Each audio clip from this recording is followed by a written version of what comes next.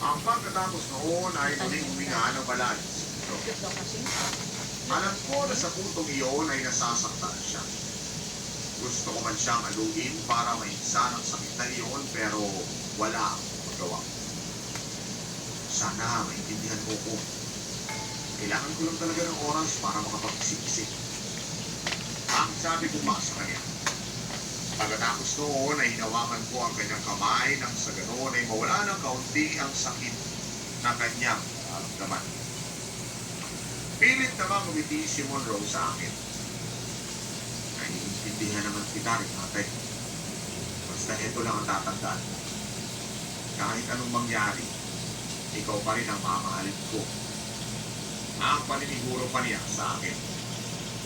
Samantala, noong gabi ding iyon ay muli kaming nagkita ni Jerma. At doon ay inamin ko sa kanya ang lahat ng mga nararamdaman ko. Pagkatapos noon, inakit niya ako at may nangyari sa amin.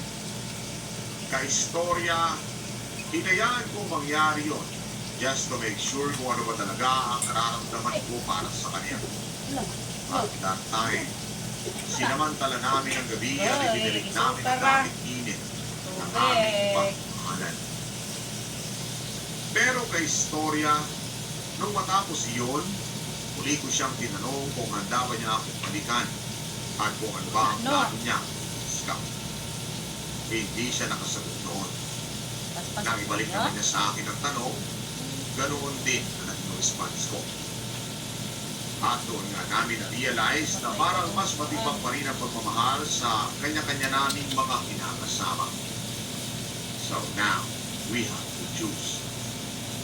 Isang araw, muli kami nakita ni Jerma sa coffee shop sa isang mall at doon, isang sorpresa ang kanyang ibinigay sa akin.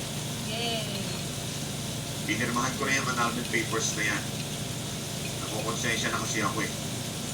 Alam ko namang ayaw mo na maging Mrs. Gervasio Balaguer. At alam ko rin, natat ka ng tawagin bilang Mrs. Monroe de la